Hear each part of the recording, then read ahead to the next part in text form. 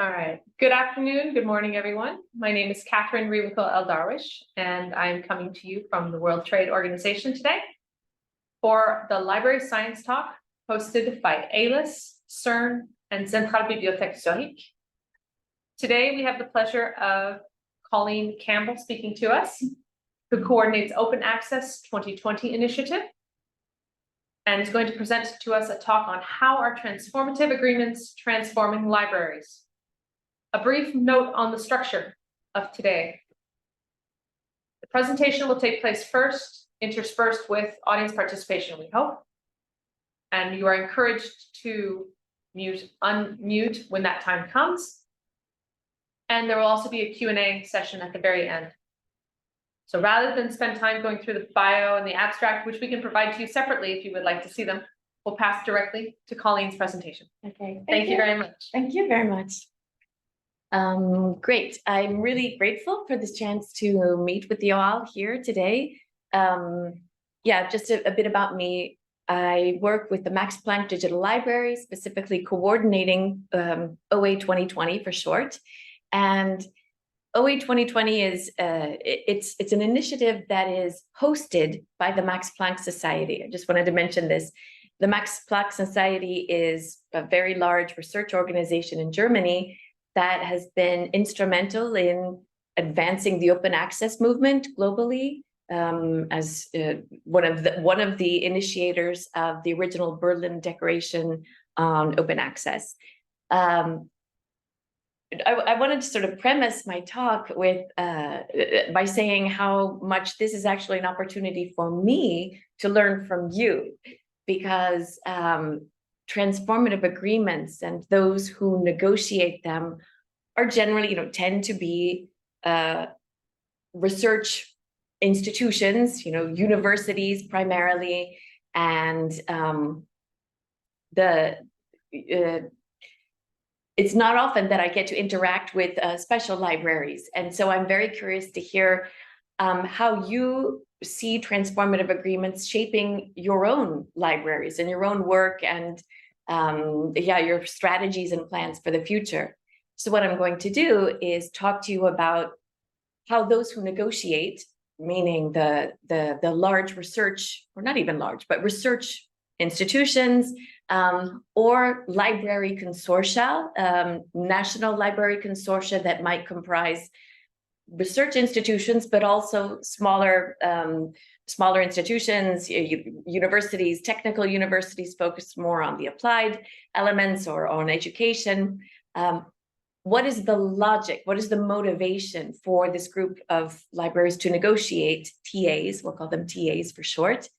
And I'll be curious to see, how all of that motivation and how these agreements affect your work, how you think they affect your work, and and explore that together. So thank you very much for the opportunity to come here and talk with you. Just getting things going. I mentioned before OA 2020. Just a little bit of clarity around what is OA 2020. First of all, it's simply an open initiative or network, probably community of institutions and research communities around the world that have been wanting open access on a large scale in scholarly communication for 20 years, harking back to the original Berlin, Bethesda, and Budapest declarations, but who might have been investing in repositories for what is traditionally called green open access, who might have been supporting fully open access journals as they came to be. Think back to PLOS, for example, when it started, but who realized around 2015 that there's still a huge proportion of research that is published behind subscription paywalls. So while we were growing open access kind of around the subscription system, we still had these subscription journals that made up the bulk of scholarly publishing. And so the community thought we need a dedicated initiative to figure out what we're going to do about that specifically, so that all of these strategies can work together and we can achieve this vision for open access or an open paradigm in scholarly communication. So I've got a couple slides here that I think are really the crux of the issue. The scholarly publishing right now is very much in transition. And so the graphic you see is a visualization of article output from 2013 to, so you've got almost 10 years of articles quantified in this visualization. And you can see we've got, from around 300,000 articles published a year in 2013, and we're up to, what is it, 5? I've got to move my slide, my things out of the way. Okay, up to 5 million in 2021. So what we can note is there's a constant growth in article output.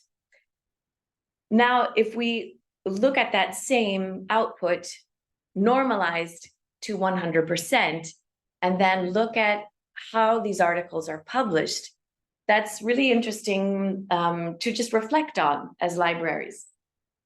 So you see the bottom portion in gray, those are articles that are behind a paywall. They are not available openly anywhere.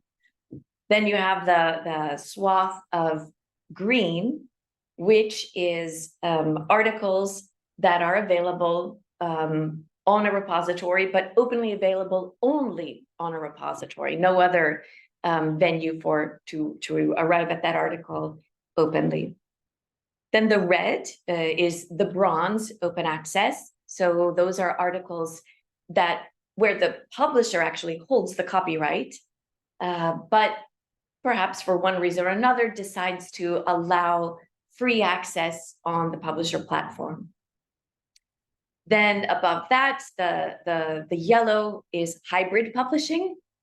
So if you're familiar with open access, hybrid was this mode of publishing open individual articles in an otherwise subscription journal. So the rest of the journal is closed, but individual articles openly. And then finally, on top of that, we have articles published in fully open access journals, or gold journals.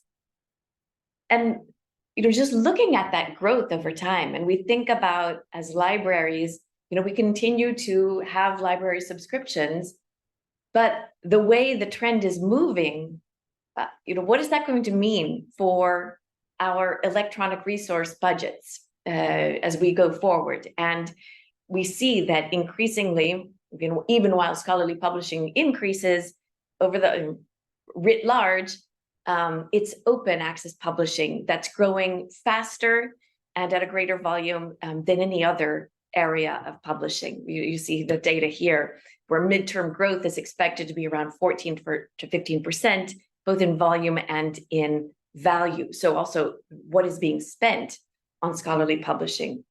And so this view, I think, is really like the backdrop for transformative agreements and even just broader strategies for libraries in thinking about what is their place and how do they position themselves in a scholarly publishing environment that will, perhaps sooner rather than later, be open. So against that backdrop, we can see also many different tensions at play. And again, I'm speaking very much from the perspective of a research producing institution like the Max Planck Society, or think of it as a university, right? So your own perspectives might be a little bit different, but we do have this tension where, really with the advent of the internet, the value of reading access is diminished, right? We have pirate sites like Sci-Hub where our researchers in droves are going to access content. And as they do that, what does that actually mean for the value proposition of subscribing to a journal on a publisher platform, right? I think that they call this phenomenon leakage. And I know I've seen articles that estimate that any publisher's platform, at least 20% of usage of their content is actually on some other platform, right? On on a pirate platform, for example. So it really calls into question. We use usage statistics to assess the value that we're getting from our subscriptions. But in this world of increasing open access and the user expectation for immediate access, yeah, what is that? Is that value metric of cost per download really relevant? We also have this tension around top-down policies that are prompting an acceleration in open access.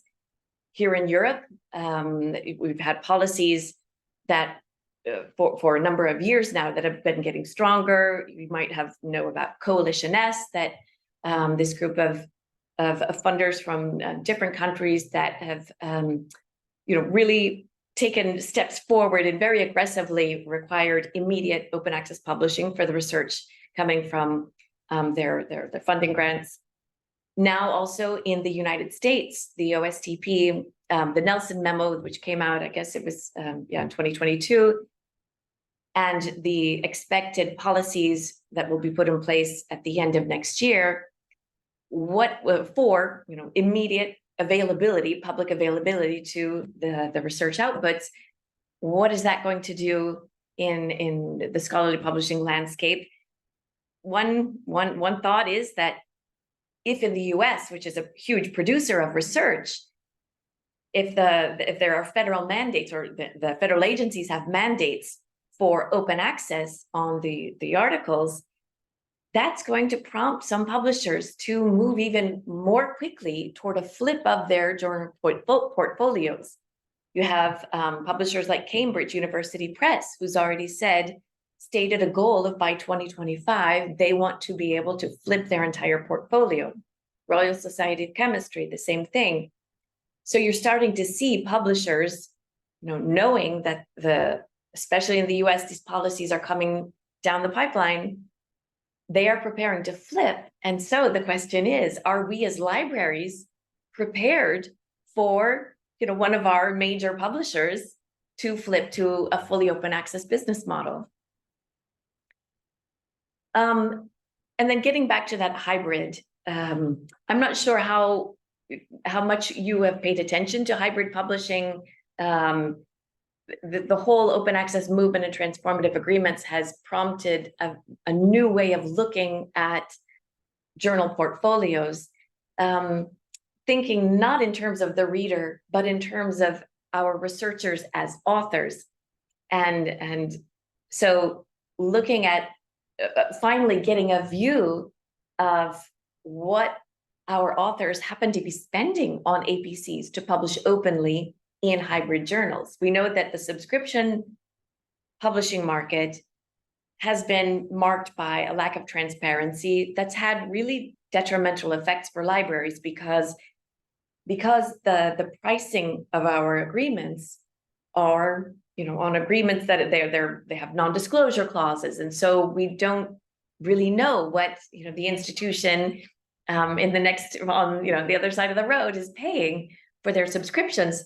Without the ability to compare the prices being offered, we can't really exert any consumer pressure on that pricing. And so publishers have really been allowed to set the pricing they want, and quite often based on their former print expenditures.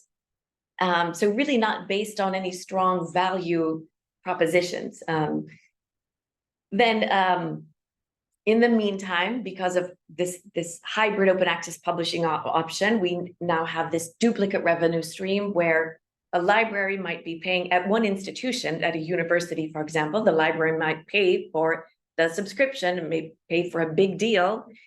But in the meantime, authors, because perhaps their funders have asked for them to publish openly, or because they believe in the value and the visibility that open access will provide, will opt to publish openly, pay an APC. And so you have this second revenue stream on the same amount of content, on the same content.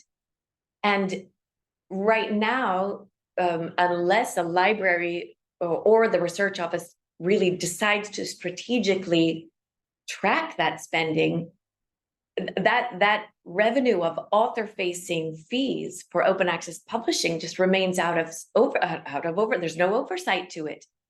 And if an individual author is in no position to ask the publisher, wait a minute, isn't my library already paying for this? And is that APC, is it really that high? Can I please get a lower fee? So it's really sort of an out of control market there. And I'm just going to sit a little bit on this this out of control APCs, and I want to talk about. I've chosen as an example a journal, Nature, just because they made headlines when they decided to offer an open access, hybrid open access publishing option for the Nature journal. And this is, of course, it's a high impact journal. There's a high amount of editorial content in the journal many reasons for which the publisher has set what many consider to be an outrageous APC. And if you look at what you're seeing here is a view from hybrid open access dashboard. The tool is referenced there, and I encourage you to go have a look at it. It's really interesting. You can learn lots of things with it. But this view was used to assess a transformative agreement, a framework transformative agreement negotiated by the Max Planck Digital Library as sort of an add-on to the nationwide deal agreement that there is in Germany with Springer Nature. So this was an opt-in agreement for the Nature Journal's Nature Research portfolio. And essentially, as a transformative agreement, it gave institutions the option to use their subscription budgets, and sort of it's based on sort of a tiered pricing scheme, but for more or less the same level of spending that they used to spend on subscriptions, they actually are enabling authors to publish openly without having to pay APCs. So it's the subscription money covering that, as well as reading access to the expanded portfolio. So it was a really good agreement. And by negotiating that agreement, what have we been able to do? And I'm going to talk you through this. So you see Germany is highlighted. And so in 2022, of the articles coming from Germany, there were a total of 330 articles in Nature journals published from Germany. 140 of these, so at 42%, were published openly. And what's great about that is that these articles are within that transformative agreement. So we've actually saved our authors that money, that those 140 articles where the author would have had to pay 9,500 euro to publish openly. That's actually been, removed from the equation, because it's the library former subscription fees that are covering that cost. And then you compare that to the US, where there is no transformative agreement for Nature, or there wasn't one at the time. And 12% of the output from the US in Nature was published openly, but a smaller proportion published openly. So that's not good for anybody, because we want open access. But the authors are somehow finding the money to pay those APCs, right? So, we're talking about substantial numbers here, and it's great to see the effects that a transformative agreement can have. So against this backdrop of a lot of author spending on APCs, and the tensions that I mentioned before, where this is where we interject transformative agreements as a strategy. This notion of transformative agreements was really sort of established at the very end of 2018 at the 14th Berlin Open Access Conference. And it was characterized in the final statement of the conference, where the main theme was the money that libraries invest globally in subscriptions is enough to support the transition of these subscription journals to open access, meaning there's no justification for the hybrid spending, that we need to get rid of that hybrid APCs paid by authors, remove that, use our library budgets to cover publishing. And that transition, we expect that transition to be cost neutral. There's no need for more money in the system. So yeah, basically this is on to sort of give you a visual globally, and this is information from 2015, so the spending is actually much higher now. Globally, the world was spending around $10 billion a year on a subscription system. And if we transitioned that money to cover open access, it would actually be sufficient to cover the publishing costs. The money is already there. And this was described in detail in a white paper. And again, I give you the reference there, that really looked at the publisher revenues and the number of articles in the scholarly journals that we subscribe to.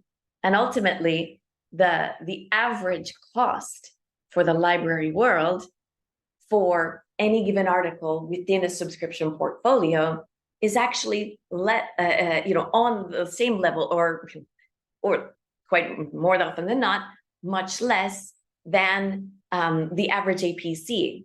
So here, there's really no justification for publishers to ask for that hybrid cost on top. And it's really, now these transformative agreements, they have what we call transformation drivers, because the purpose of them is not merely to rein in the spending, author spending on APCs, but it's really to sort of advance the whole system of scholarly journal publishing toward an open paradigm. And so there's different aspects to that. First of all, when we are negotiating an agreement with a publisher, we really want to do this for the community as a whole, the global research community. So it's not just that, okay, I want to cover the cost for my authors. We're really looking for a commitment from publishers, whether that is articulated in a preamble or maybe articulated very clearly, as we had the example of Cambridge, to say, yes, we are doing this because we are trying to flip our portfolio in a sustainable way, because the journals are valued by authors, and we are committed to this transition. So the first is, when we negotiate, we really try to get a commitment from the publisher in some way that this is part of the strategy to arrive in ideally in a brief amount of time, in just a few years, to a total flip to open access.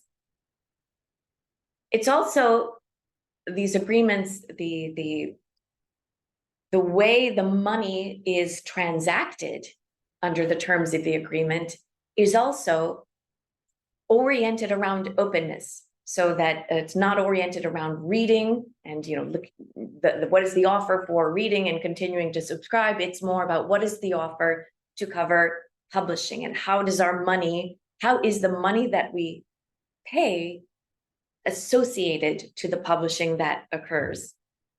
And I'll show you a little bit more about that in just a moment. It's also transparency. This is an opportunity to finally inject transparency into our agreements. Open access publishing has been happening, we saw before, for the past 20 years, and it's growing. And that's enabled us to have some benchmarks in terms of pricing.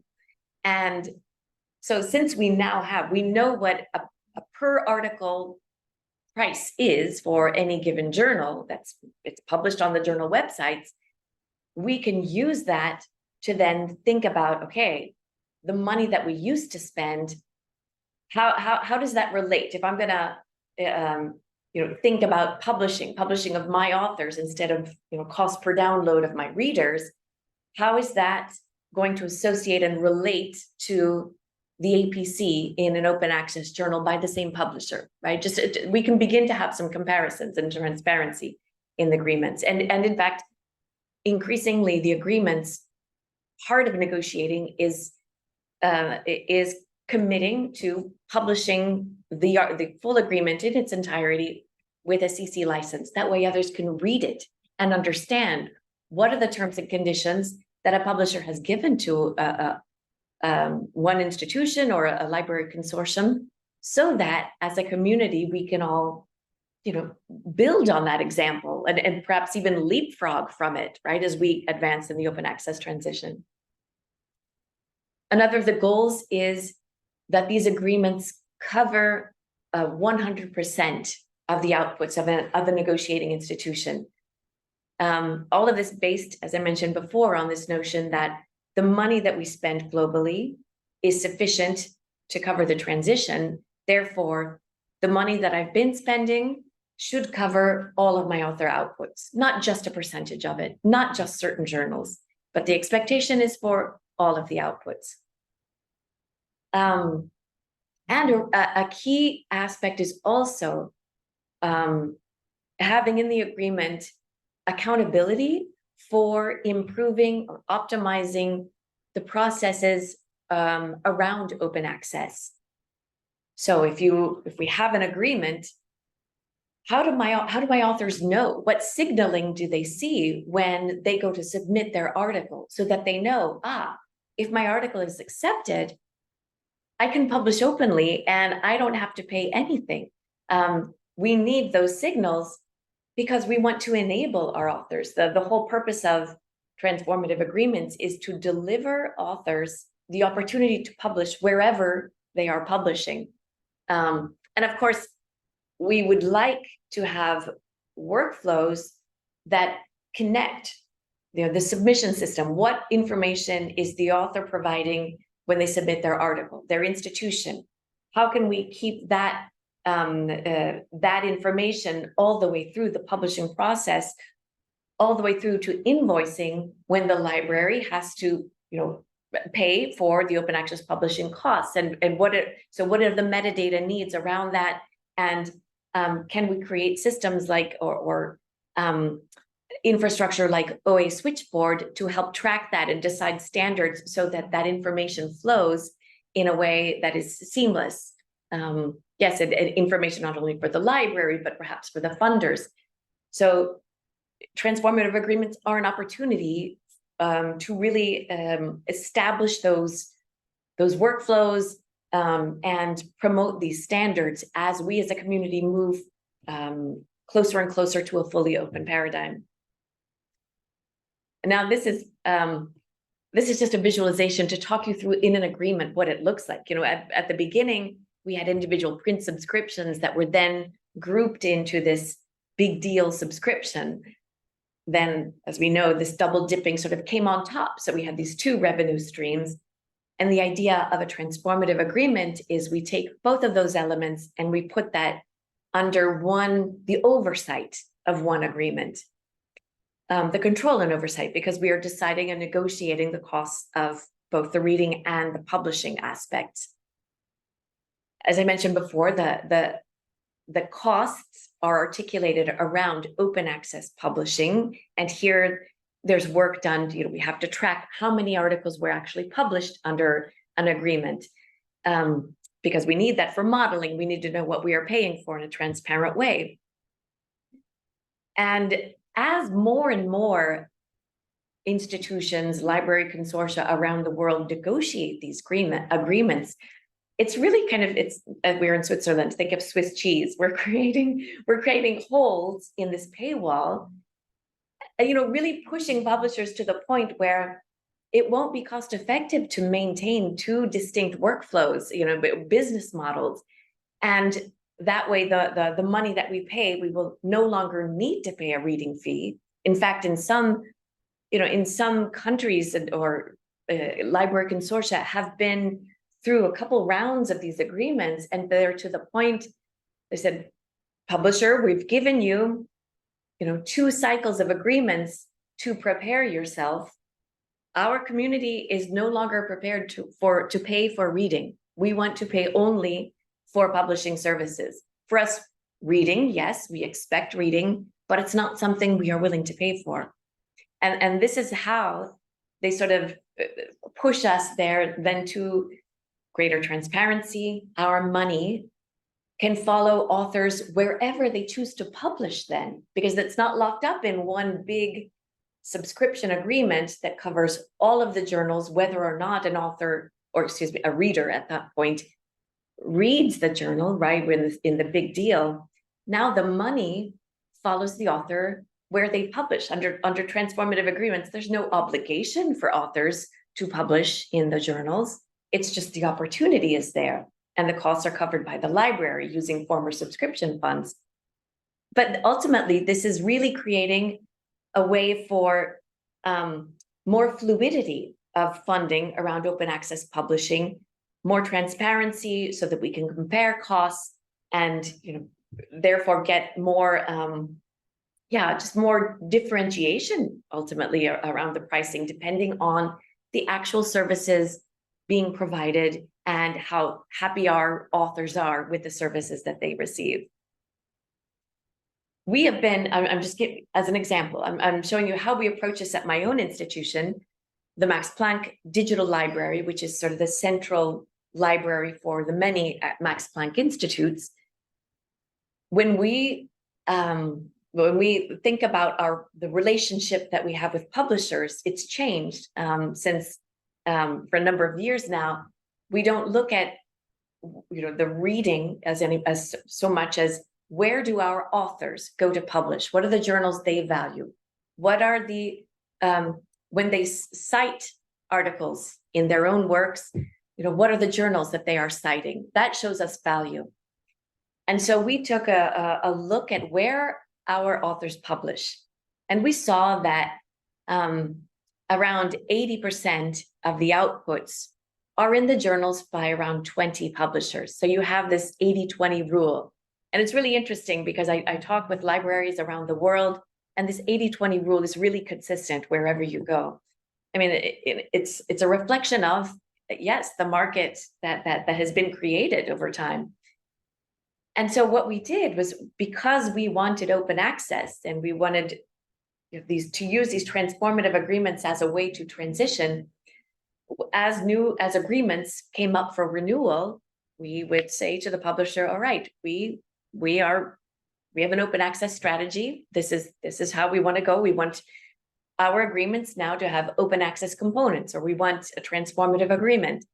And so over time, we have been pretty successful in the recent years. You see in the light gold is where we now have transformative agreements in place with Wiley and with Springer Nature. Those are the agreements that are, we participate in the nationwide deal agreements. We also have, you'll see in the darker gold, those are fully open access publishers. And because it's part of our strategy to support our authors publish openly wherever they want to publish, we have agreements, centralized agreements with fully OA publishers. That way, our authors don't have to negotiate better conditions. We do that for them. And it's interesting, once you start, taking this approach and look at where your authors are publishing, how much are you spending, and how those relate, you can find savings. Perhaps we were paying, this amount for subscriptions, but our authors actually publish only this amount. So we can take that savings and move it over to another publisher where perhaps they're publishing more, for example, a fully OA publisher. Yes, actually, I need to update this slide because you see here that in the gray, the subscription canceled with Elsevier, an agreement was actually just reached last week. So in the nationwide deal agreements. So basically, where is this bringing us? It's bringing us to a sort of a strategic thinking around our subscription budgets, which need to become open publishing budgets. And that, of course, means that we need conversations on a higher level within our institutions around what is the purpose of the library, what is the library function in the relationship to publishers, and that's supporting open dissemination of research of our authors. And it means, really rethinking our investments in an open paradigm, which is not just around subscription journals, but it's maybe thinking more broadly.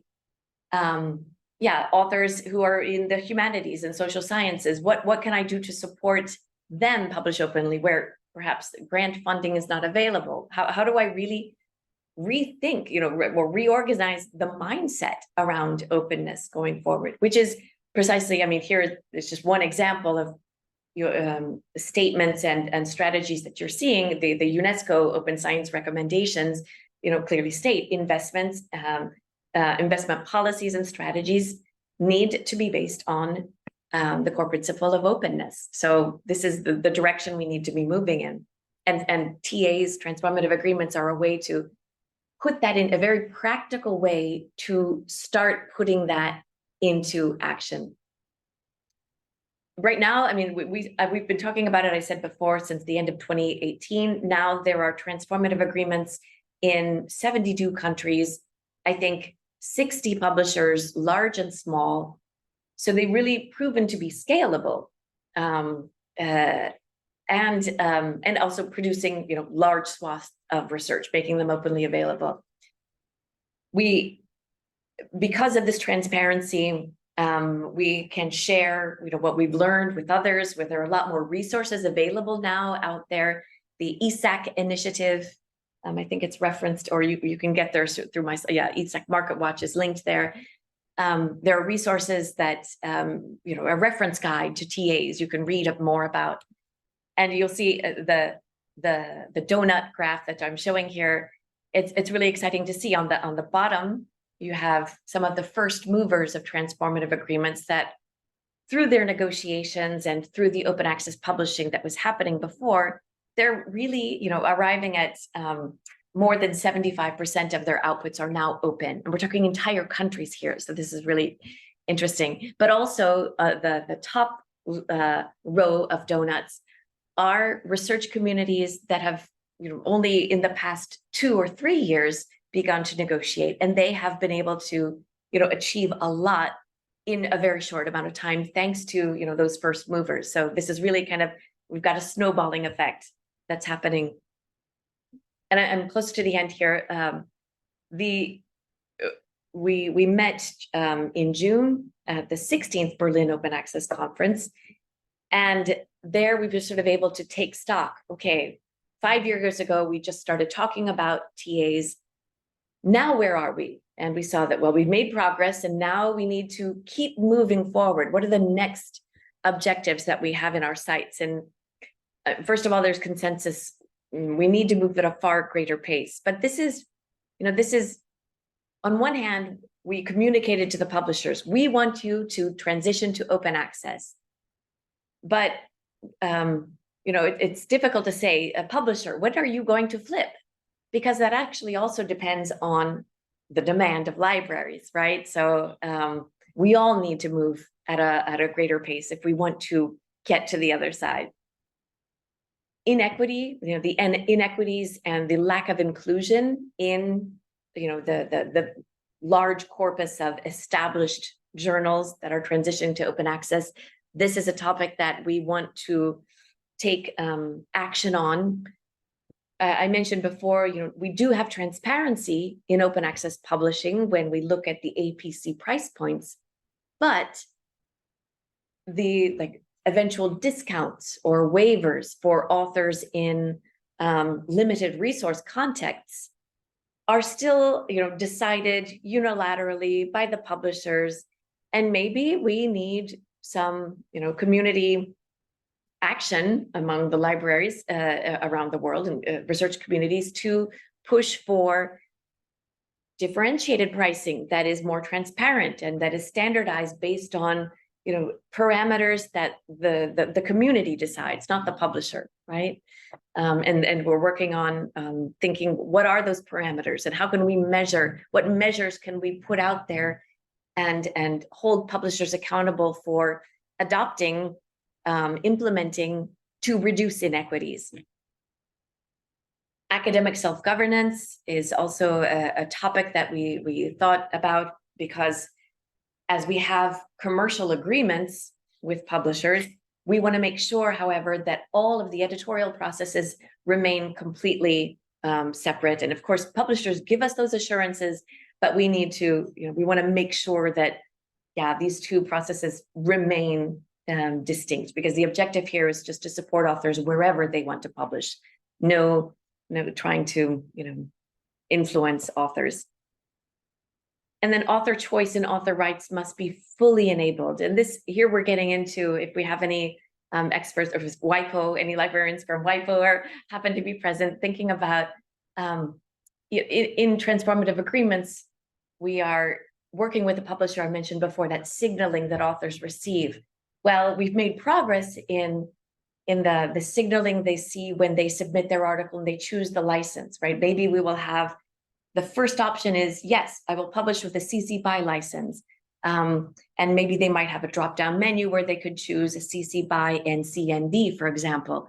But then when they choose the CC BY and CND, later they have to sign a license to publish agreement with, and the language there is, it's not really clear that, the author is, it's not necessarily what the author wanted. It's not necessarily in the spirit of open access. And so we're having to do more work with publishers to correct that language.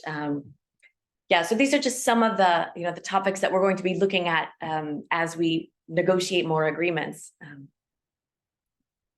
Yeah, and just to say, these are some of the comments from the participants at the Berlin Open Access Conference, which involved libraries and library consortia who negotiate with publishers, but also their research or university leadership, and very often their funding organizations, because these agreements are really an opportunity to bring together the different stakeholders in scholarly communication, because up until now, authors have been paying for open access with their own grant funds, for example, or with funds from the research office. Well, since we're now negotiating open access, it's an opportunity for the library to have conversations with these other actors and work together strategically. So in a way, yeah, it creates opportunities.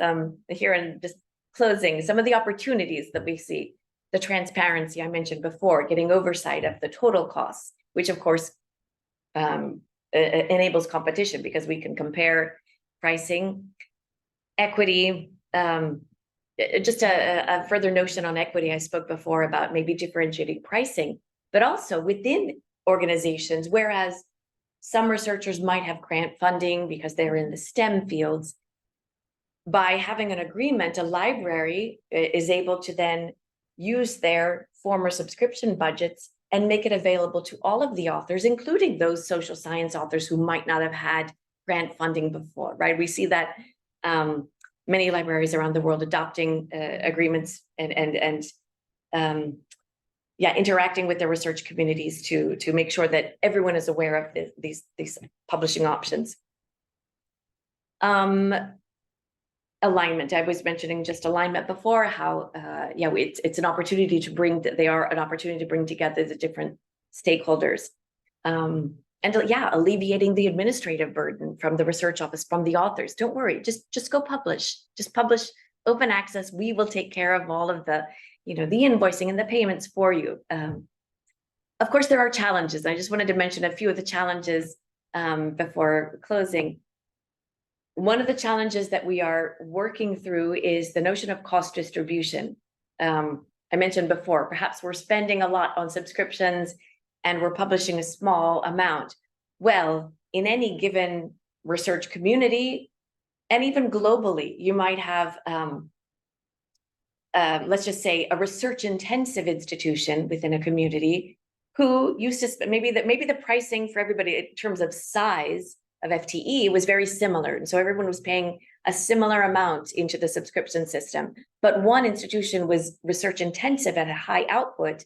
Well, now their costs might increase because ultimately, the scholarly publishing is part of the research process, and so as we reorganize ourselves, we organize our budgets, based on the services that we are looking for our authors. So it might require a higher investment. Of course, we're talking here about teeny tiny fractions, 1% to 2% of the research budget, right, is spent on scholarly publishing. So, but we will need an increase, whereas others will consequently decrease their spending. And so working through this transition and what it means for us is precisely where we are now. And I think it's probably a very interesting piece for your group of libraries. Library consortia have been instrumental in sort of easing this transition. So it's not an immediate jump, but a gradual process, and setting up these cost distribution models that that facilitate that transition. Participation is another challenge. And here, I mean, who contributes? In the subscription world, you know, a proportion of subscribers in the world included special libraries, included, yes, pharmaceutical companies. And if you know, they might publish, but the proportion of publishing is much smaller. And so what is their role in this new system? And is there a way that they can contribute to in a given research context to help make that transition possible?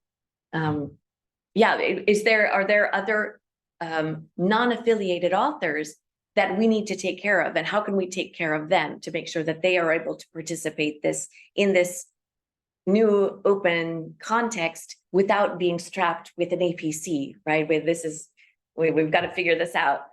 And of course, it is complex. Like, I've given you a lot of notions here, and I haven't gotten down to the nitty gritty. And so if I've thrown a lot out to, yeah, the nitty gritty, there's a lot to that as well.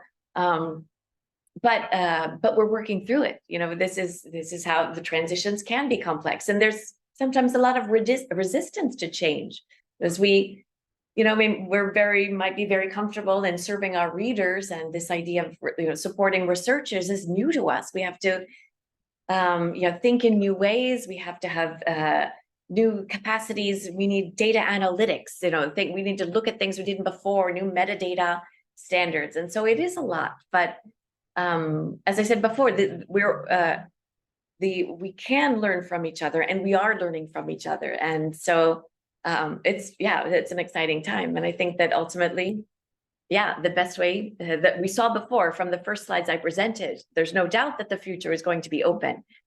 They need to be a part of it, I guess, is what I would say.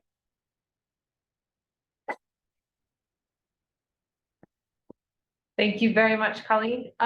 Just to ask anybody if they would like to weigh in, I have made it possible for participants to turn on and off their mics. So if you would like to go ahead and ask a question, rather than comment or give a perspective, please feel free to jump on board now.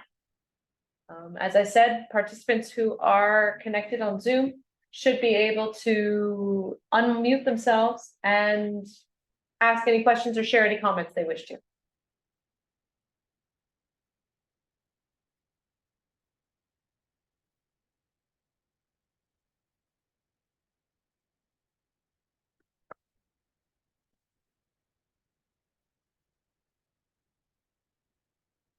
Maybe I'll start while I wait for people to prepare themselves. For somebody working in an international organization, library, that type of institution, I'm very curious how you have had experience, or what experience you have had with non-academic institutions being involved, because for us it's a question of, if we're not producing the research output, and we are largely research consumers, how have you had experience with how that type of institution can be implicated in the process? Because for us, we're sitting there thinking, great, how? Yeah, sure. That's a tough one. I mean, in a way, I'm not quite sure either. I can give you some examples. I'm not sure international organizations. I can talk just about specialized libraries, perhaps. I mentioned library consortia before, and they really have been key. And I can speak in the context of Germany, where the Max Planck Society is, and we are part of the deal negotiations. I said before, the deal agreements. The first agreements as nationwide agreements, they were agreements that covered some, like, more than 800, like close to 900 institutions, whereas the actual publishing within Germany really occurs only in 400, and even in those 400, it's actually a very small amount that publish in a significant way. And so what has this meant? We had some libraries that were the special libraries that had responsibility for collecting of certain disciplines, for example, economics, right? And they are actually public libraries and didn't do any publishing. And so they thought, well, goodness gracious, we have been, you know, an important player in scholarly publishing. We have this, you know, these funds available. what can we do with them to really, participate and make this transition more sustainable for the entire research community? And so they have opted to be part of this agreement, even though they are not actually publishing, but it in a way, it keeps them involved as stakeholders in the transition, because they are contributing financially to the agreements. And so they are able to contribute their perspectives. And because we are in a phase where right now, at least, reading access is still part of it, their contributions have also enabled the reading portion of the agreements and made that sustainable for everybody. In the future, when we move to fully open access, I don't know. I mean, maybe it's you won't have to spend your money necessarily on journal subscriptions. So now is the time to think about, okay, what is my specialization? Is there some, infrastructure that's really relevant to my authors, that I could, transition that money and use to support them? I think this is really a time of discovery. What is relevant to my authors, just thinking about it in terms of authors for the first time, and think about, okay, how can I support them openly? What is that new thing that they will be interested in? And that also feeds into what you were saying about engaging with authors. Yeah. Because you're talking about signaling for authors in terms of when they come to make the commitment to publishing open access. Mm-hmm. Is it still an issue in terms of directing them towards different avenues of publication to encourage them open access, or is that battle already fought? Yeah, no, I think it's still there. I mean, because still very much around the world, you say open access, and we tend to think about it as something different, right? And we all need to absorb this mindset that open is actually it's the default, it's the basis for science communication. When you think about an author going to a conference, right? Why do they go to an academic conference or a scientific conference in the first place? They go there to have conversations, open conversations with their peers. And that's precisely what scholarly publishing is. It's an open conversation with their research communities. And but somehow that is open access, and yet in our brains now, this open access seems to be other. It's something different. And so I think we do have a lot more work to do with our authors. I mean, we don't need to instruct them, this is open access. We just need to say, you just publish it. Do you want everybody to, do you want the best visibility for your research? Of course, the answer is yes. That's all they really need to know.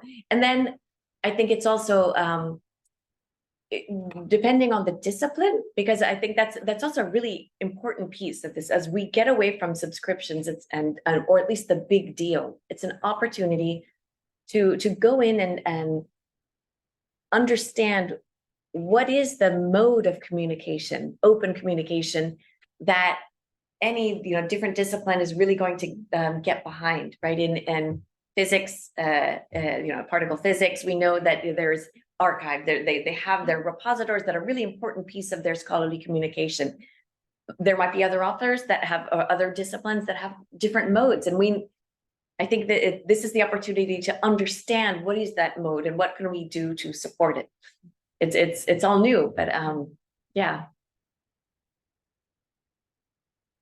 Right. In the last couple of moments, I want to check and see if you are disinclined to ask your question live, please feel free to write it in the chat and we will communicate it on our side. This is for people who have questions and wish to contribute them, but may not wish to unmute. This is also an option. I hope I'm not overwhelmed.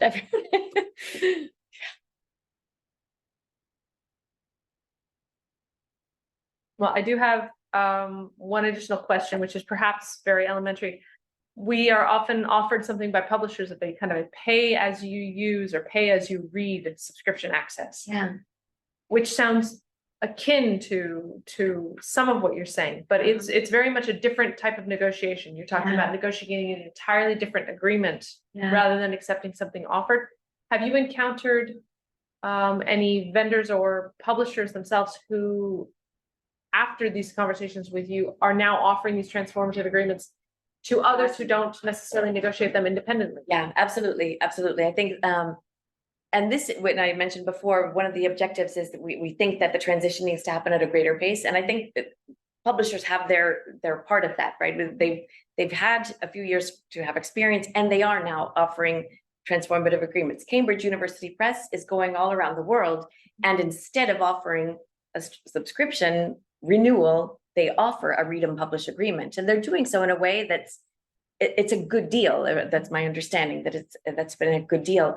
And I should say also here, I mean, transformative agreements are those agreements where the money that I spend covers open access publishing for my authors. But there are other models, right, to transition subscription journals. And OA 2020, as an initiative, promotes all of those models, right? It's all about, repurposing our subscription investments. That's what it's really about.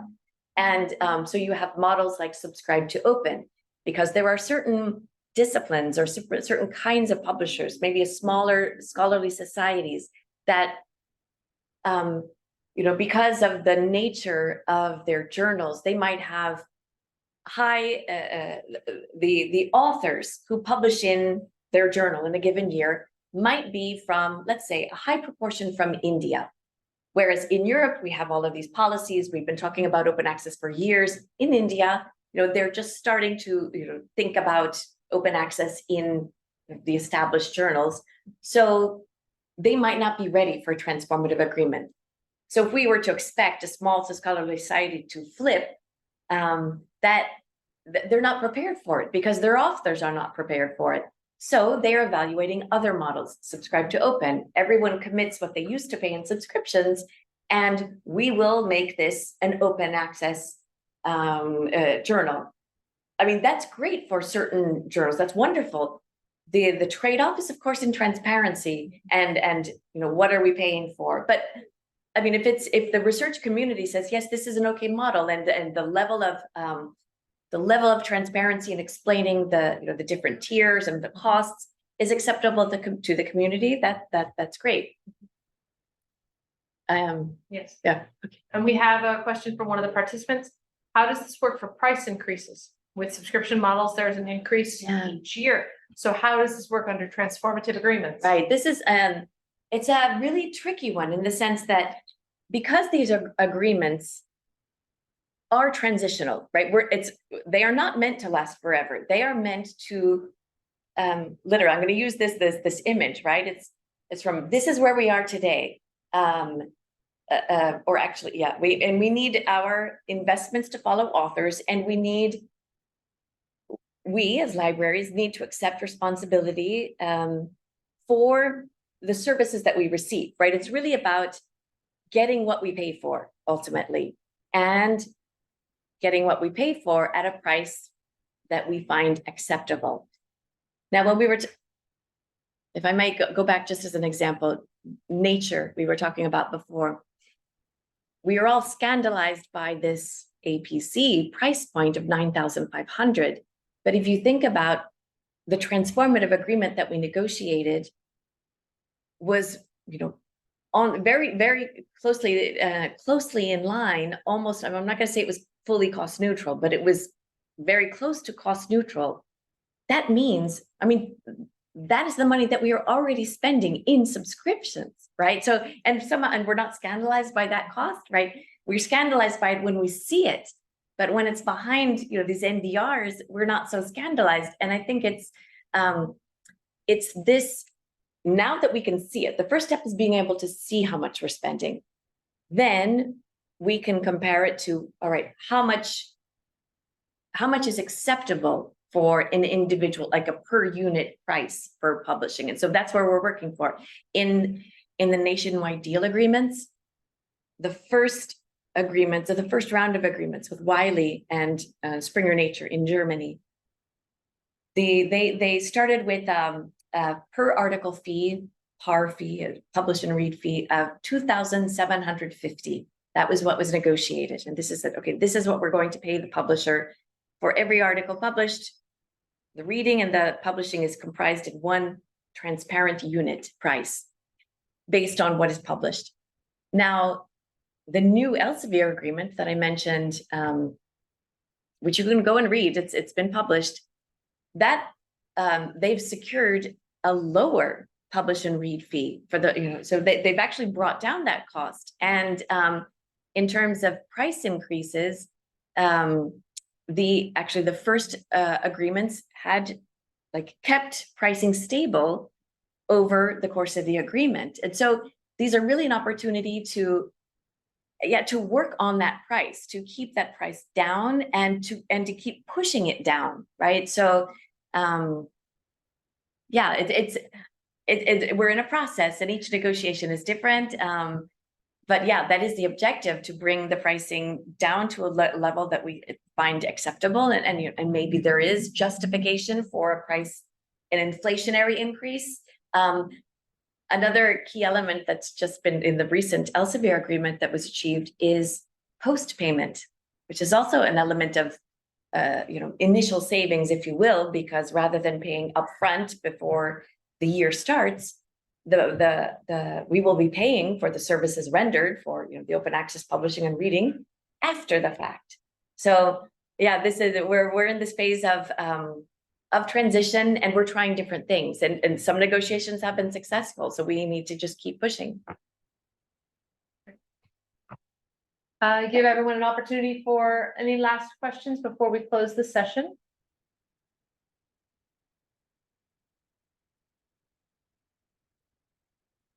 All right, so it looks like we're receiving a lot of thanks and appreciation for your presentation. I would like to add mine to this as well. Thank you so much, Colleen, for having me, for your interesting and informative presentation. Thank you for joining us. Thank you to the participants who have joined us online.